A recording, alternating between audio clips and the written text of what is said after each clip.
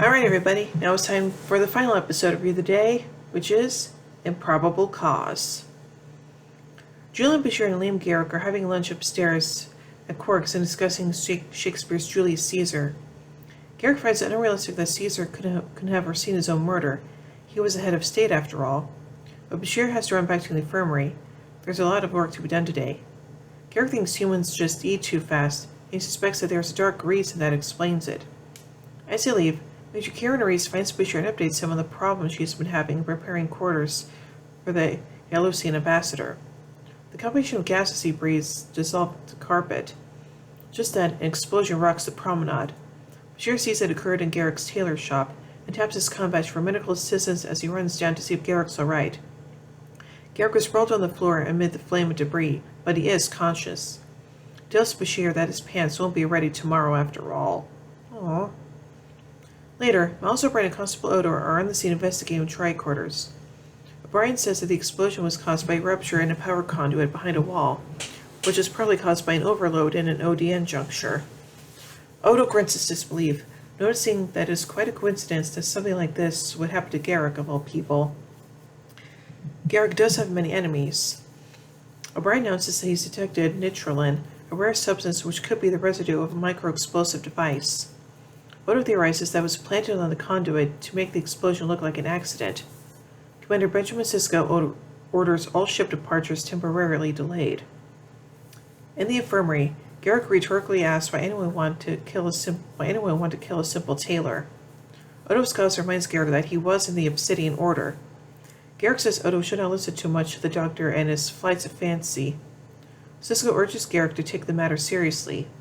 Garrick recalls that there might be a few people who might want him dead, including Major Kira. Odo says that if Kira wanted him dead, he would be.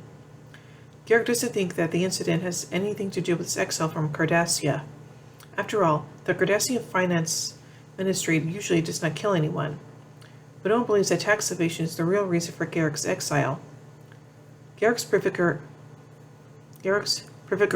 anger Sisko. He does not like explosions on his station. Garrick promises to let them know if he can think of anyone who tried to kill him. Garrick is upset, apparently, that no one believes him, even though he is telling the truth. Bashir asks if he has ever heard the human story, The Boy Who Cried Wolf. Garrick says no, so Bashir tells him the story, concluding that the moral is that if you lie all the time, no one will ever believe you, even when you do tell the truth. Garrick, however, thinks the moral of the story is that you should never tell the same lie twice. In the security office, Odo asks Garrick to look for the passenger manifest to see if he can spot a name that might ring a bell. O'Brien comes in and tells Odo quietly about some more results of the investigation. Odo thinks they indicate the presence of a pheronomic sensor, which can be used to detonate a bomb when a specific species comes in range. They are known to be used by Flaxian assassins, and Odo observes that a Flaxian came aboard the station that day. Odo interrogates the Flaxian and Mr. Ritaya in the wardroom. Ritaya was a merchant dealing in fabrics and fragrances. He then asks the Flaxian question. As he asks the Flaxian questions, Odo pretends to be interested in purchasing a fragrance for a friend, but as he has no sense of smell himself, asks Ritaya for his opinion on some of Ritaya's products. Odo mixes two fragrances together, floral and musky. Ritaya says that together they're very nice. Odo asks how they'd be with a spicy perfume added in. Ritaya says that he doesn't think Odo's lady friend would like it. Odo moves to add the third, and Ritaya stops him assertively. Odo says that the three fragrances, when added together, would create a poisonous gas. Ritaya says he didn't know that, and reached out to Odo because he wasn't sure Odo's friend would like it. Odo tells Ritaya that he'll let him know when he can leave the station. Later, on the upper level of the promenade, O'Brien tells Odo that the transponder has been installed on the Flaxian ship. Odo is able to track the ship up to half a light year away. Arriving at a runabout, Odo finds Garrick already there, expecting him to go with Odo to follow the Flaxian. Odo tells him to leave, but Garrick is insistent, and Odo relents. They depart, just as the Flaxian ship goes to warp, it explodes. Afterward, in the wardroom, the crew discusses what happened. Lieutenant Jadzia Dax observed that an odd pattern they received through the transponder could have been caused by a forced neutrino inversion. Odo notes that that's a known Romulan tactic, and speculates that they killed Ritaya after he failed to kill Garrick. Garrick says he had no idea why the Romulans would want to kill him. This angers Cisco again, but Odo is sure that this time Garrick is telling the truth, since he isn't spinning out elaborate lies to cover up the truth. Later, in a subspace communication, a Romulan member of the Tal Shiar verifies that they did in fact kill Rtea, and they did it legally since he was guilty of crimes against the Romulan Star Empire. Cisco and Odo find her story a little too convenient. They assess Garrick's uncertain past and decide that Odo will go to Cardassia to see if he can find out anything from his contacts there. Odo meets with his contact in a cave on a barren moon. Odo's contact, staying in the shadows without letting Odo see him, confirms that the Romulans have something to do with the attempt on Garrick's life. The attack on Garrick is merely a small piece of a much larger puzzle. Cloaked Romulan warbirds have been detected near the Cardassian border, although it's unlikely they're planning to invade Cardassian space. Also, the contact tells Odo that 5 other Obsidian Order operatives were also killed the day before, 3 from natural causes, and 2 had unfortunate accidents. Garrick is shocked and exuberant when Odo informs him of the dead operatives. Odo explodes with anger and accuses Garrick of blowing up his own shop. Odo explains that he realized when he spoke to the Phylaxian that he wasn't responsible, as assassins don't like to change their methods. The Phylaxian had actually been planning to poison Garrick.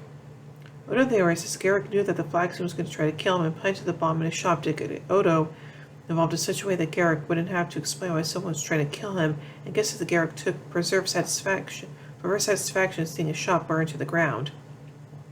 Garrick admits that his shop's destruction didn't upset him, then tells Odo that he and the other 5 were close associates of Nabra and Tain, the retired head of Obsidian Order, and notably, the only head of the Order to live long enough to retire. But he doesn't really know why Romulans will want him dead. Garrick calls Tain and reaches Mila, Tain's housekeeper, but Tain's not there. He left in a hurry the day before. Mila has him promised to help Tain, and Garrick agrees. When the communication ends, Garrick asks for an runabout, and Odo says he's coming with him. Bashir sees Garrick off at the airlock, giving him the Delavian chocolates he gave him earlier, saying Garrick needs him more than he does. He thanks him and leaves. Once on the runabout, Odo and Garrick take a runabout to the 3rd planet of the Unifra system, where Tain has a safe house. Garrick tells Odo that Tain was directly responsible for Garrick's exile, but won't say why he'd risk his life to save him. Odo guesses that Tain was Garrick's mentor and cares about him, despite the exile, but Garrick will not confirm nor deny it. Garrick retorts by pressing Odo if Odo truly understands humanoid emotions or has feelings for anyone. Odo won't say, and Garrick says that's a wise decision. Later, a Roman de Diedrich's class warbird decloaks above the runabout and tractors the runabout into a bay.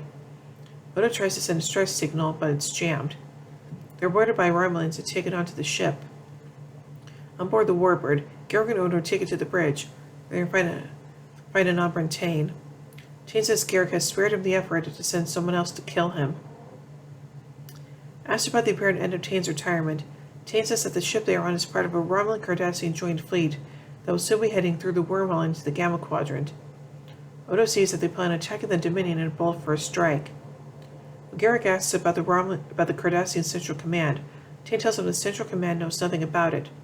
This is a joint operation of the Obsidian Order and the Tal Shiar, the intelligence agencies of the Cardassians and Romulans respectively. They have been building a fleet in the Arias system, a mystery to the Central Command and Starfleet since earlier that year. They intend to wipe out the Founders on their homeworld, defeating the Dominion in one swift stroke. Odo sees that the Romulans share the intelligence they received from Starfleet on its location. Garrick asks why this plan required killing retired operatives. Tain explains that he intends to resume his active role in the Order, and he saw anyone from the old days who would know a thing or two about Tain to complicate matters for him. Garrick says that he never betrayed Tain, and there was no reason to kill him. Tain believes Garrick and offers him a choice.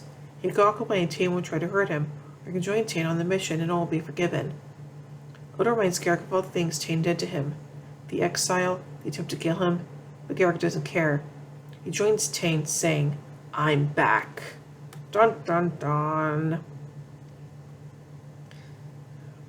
So now let's take a look at some trivia surrounding this episode. This was the first Star Trek 2-part episode with different names for Part 1 and 2. It was also the first episode within a 2-parter or multi-part story arc to be directed by a cast member, in this case Avery Brooks. Jonathan Frakes had previously directed Surge Part 1 and Past Tense Part 2, but he was not a regular on Deep Space Nine. This episode, along with tonight's cast, was broadcast by the BBC in a feature-length format on its first airing on March 13th, 1997. Garak Lofton and Armin Shimmerman do not appear in this episode. The scene was scripted with Quark talking to Odo. Bashir and Garak talking to Odo, Bashir, and Garak about Retiak can be found in the script. Quark says to Flaxen he didn't have the eyes of a salesman. This was the first appearance of Juliana McCarthy on the series. Her character Mila played a greater capacity in the Dogs of War and What You Leave Behind. While discussing the dining experience with Bashir, Garak misidentifies Kobahirian for a Talarian. This is not the last time such an error would be made, as Sisko will later misidentify a Markelian as a Tarkelian in Time's Orphan. A script from this episode was sold off in the It's a Wrap sale and auction on eBay. Garak first reflecting as the only witness in this case, but that's not true.